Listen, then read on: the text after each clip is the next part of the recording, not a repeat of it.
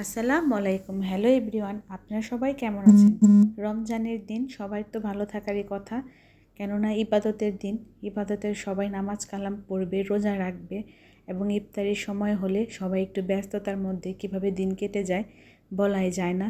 তাই আজকে একটু ভালো মন্দ রান্না করলাম। পোলাও রান্না করলাম, শাহি পোলাও, ডিম দোপাজি রান্না করলাম।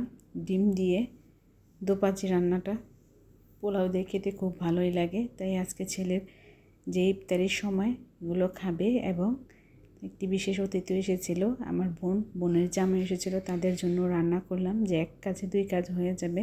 ইফতারি না খেয়ে আজকে পোলাও, মুরগির ডিম এবং মুরগির মাংস রান্না করে নিলাম। দেশি মুরগির মাংস খেতে খুব মজা, মাংসগুলো খেতে খুব ভালোই লাগবে। সেই সুন্দর করে আলু দিয়ে কষিয়ে ভাজা ভাজা করে নিলাম মুরগির মাংসগুলোকে।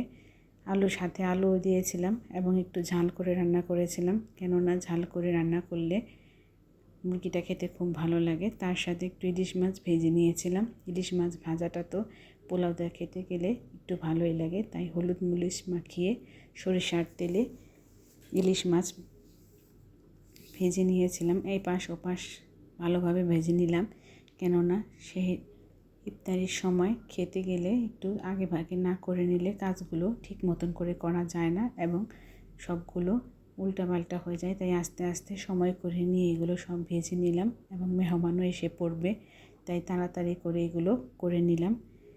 এপাশে নেহা ফল কাটতেছিল, শরবত বানাইতেছিল, সবাই একটা না একটা কাজ করতেছিল, পানি ভরতেছিল। তাই আমিও রান্নাবান্নার কাজটা শেষ করে নিলাম। আমার বোন আসছিল, তাও আমার হাতে হাতে করে নিল, ও ফল কেটে নিল যে এখন করে নিই, তাড়াতাড়ি হয়ে যাবে। তাই আমি আবার এর ফাঁকে ফাঁকে একটু ভিডিও ক্লিপসও নিয়েছিলাম আপনাদের সাথে শেয়ার করার জন্য।